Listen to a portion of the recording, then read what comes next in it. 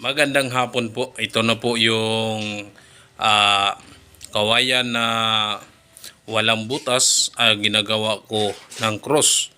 At nilagyan ko po ng mutya ng kidlat. Ayan po, natapos na. Yan po ay kukulayan ko pa para lalong gumaganda. Tingnan po natin kung may bisa ba ang cross natin na yung mutya na ginagawa natin na cross, mutya ng kawayan na walang butas po yan ay libon. Libon po yan na ginagawa ko ng cross. Yan po, babagnitin natin kung siya ba ay dumidikit. Ayan po, dumidikit po yan o. Yan o. Ayan, dumidikit po. Yan po. Ayan, dumidikit po. Ayan o. Dumidikit po yan. Natapos na po sa ating ginagawa ngayon.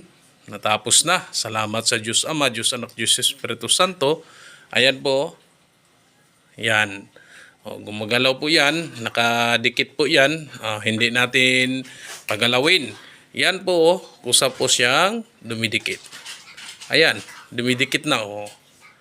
Ayan o. Hinahatak pa niya. Pinataas pa. Ayan o. Yung tali o. Yun. At yan o. Nakadikit pa siya sa magnet.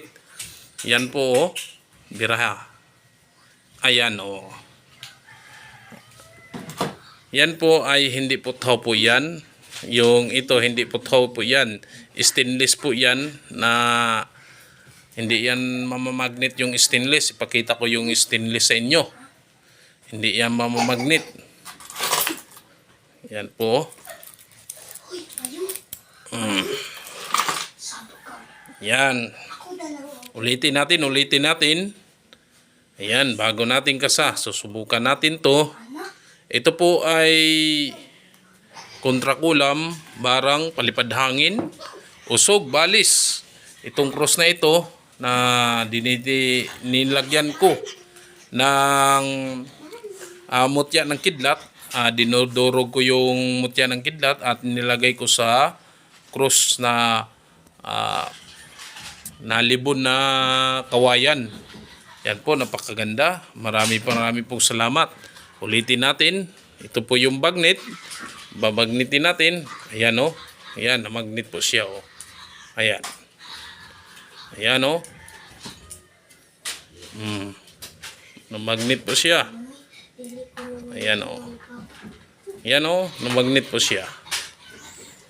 Kulay na lang po ang yan. Kulay na lang po ang kulang. Marami pong salamat sa inyo. Maraming salamat.